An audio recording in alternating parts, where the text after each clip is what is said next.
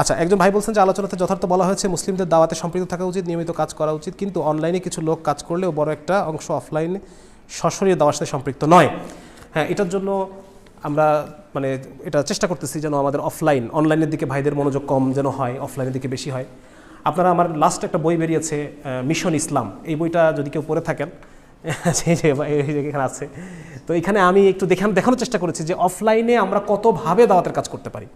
Not necessary যে আমাদের প্রত্যেককে ভার্বালি দাওয়াতের কাজ করতে হবে, কিন্তু আমরা অনেকভাবেই দাওয়াতের কাজ করা সম্ভব, বিভিন্নভাবে সম্ভব। আপনারা ঢাকা ভার্সিটির স্টুডেন্ট, এই যে ঢাকা ভার্সিটি, আমি নিজেও নিজেকে ঢাকা ভার্সিটির পরিচয় দিতে খুব পছন্দ করি, বিকজ আমি ঢাকা ভার্সিটির ফ্যাকাল্টি অফ মেডিসিন অনুষদের সার্টিফিকেট আমার, তাই না?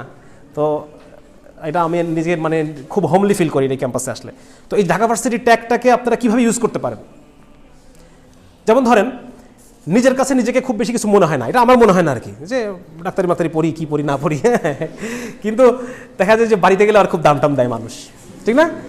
আপনি আপনার নিজের হাই স্কুলে যান, দেখেন আপনার কত দাম।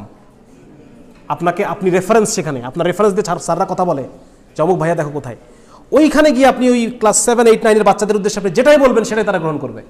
তাহলে এটা দাওয়াতের মৌকা না? এটাতে ঢাকা ভার্সিটির একটা ভাঙায় খাইতে পারবেন না আপনি? করা যাবে। কিন্তু আপনি আপনার সাবেক কলেজে যান, সাবেক কলেজে আপনারা 3-4 বন্ধু মিলে যান, যে সেখানে আপনি স্যারদের কাছে বলেন স্যার আমরা একটা এরকম একটা সেশন নিতে চাই, আমরা ছাত্রদের ক্যারিয়ার কাউন্সেলিং করতে চাই। কি চাই? Career counselling. ব্যাপারটা কিন্তু আমাদের এটা কিন্তু ট্রেন্ডে নাই, এইটা দিনী ভাইদের হাত ধরে হোক।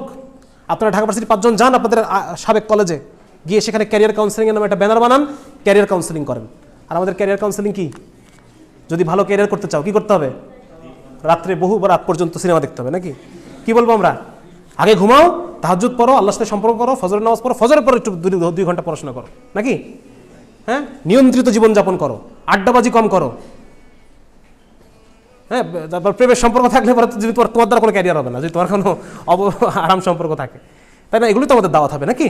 তাহলে পরে বোঝা গেল যে এটা বিভিন্নভাবে দাওয়াতের কাজ করার সুযোগ রয়েছে, এবং সেটা আমরা ইনশাআল্লাহ এই বই থেকে আমরা জানতে পারবো।